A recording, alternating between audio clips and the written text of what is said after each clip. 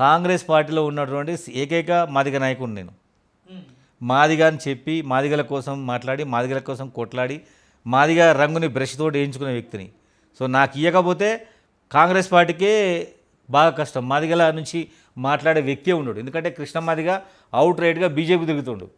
So Congress పార్టీకి తిరగడానికి మనిషి లేడు. సరే, వాళ్ళు పెట్టలేదు వీళ్ళు పెట్టలేదు అని బాగానే ఆరోపణలు చేస్తారు. మీ కాంగ్రెస్ పార్టీ పెట్టిందా? ఏంటిది?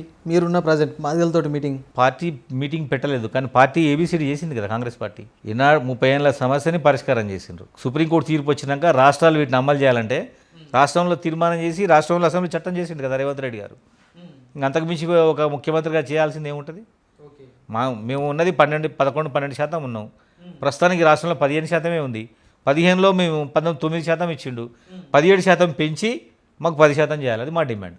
రైట్. అదేవిధంగా జగిత్యాలలో జరిగిన ఒక్క సభతోటి బీఆర్ఎస్ నాయకులందరూ అంటున్నారు మేము వచ్చే ఎన్నికల్లో మళ్ళీ బీఆర్ఎస్ పార్టీ అధికారంలోకి వస్తాయని బలంగా చెప్తున్నారు. దీన్ని ఏ విధంగా చూస్తారు? జగిత్యాల జైత్రయాత్ర ఆనాడు నక్సలు చేసిన జైత్రయాత్రకు ఈ అగ్రవర్ణ దోపిడీ పార్టీ అయినటువంటి టీఆర్ఎస్ పార్టీ జగిత్యాల జైత్రయాత్ర పేరు పెట్టుకోవడం ఏంటిది? అది నక్సల్ ఉద్యమము, ఇదేమో దోపిడీ ఉద్యమము. వీళ్ళకి అధికారం వచ్చినప్పుడు చేసిన దోపిడీ అని చెప్పండి. ఇవాళ రాష్ట్రంలో టీఆర్ఎస్ పార్టీలో ఉన్నటువంటి లీడర్లకు ఫామ్ హౌస్ లేని లీడర్ ఉన్నాడు ఎవరన్నా? అది టీఆర్ఎస్ పార్టీ కాదు, ఫామ్ హౌస్ పార్టీని పెట్టుకోవాలి బీఆర్ఎస్ వాళ్ళు. మొత్తం కేసీఆర్ స్టైలే వాళ్ళందరూ కూడా.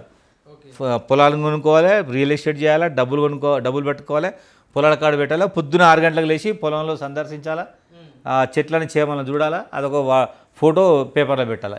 ఈరోజు కేసీఆర్ వ్యవసాయ క్షేత్రంలో పంటలు పరిశీలిస్తున్న కేసీఆర్ అని ఆయన చూస్తే అదే స్థాయిలో ఇంకో గ్రామ నాయకుడు మండల నాయకుడు కూడా ఈరోజు ఈయన వ్యవసాయ క్షేత్రంలో ఈయన పరిశీలిస్తూ ఉంటాడు పంటలని. ఇప్పుడు ఈ గ్రామీణ ప్రాంతంలో ఉన్న రైతులకు చాలామందికి పొలాలు ఉంటాయి, 10 ఎకరాలు 5 ఎకరాలు ఉంటాయి. వాడికి కూడా బావి ఉంటుంది. రోజు బావి కాడికి పోతారు వాళ్ళు. దాన్ని ఎవడైనా ఫోటోలు తీసుకొని గ్రూపులో పెడతారా? కానీ వాస్తవానికి కేసీఆర్ పైన బాగానే విమర్శలు చేస్తారు.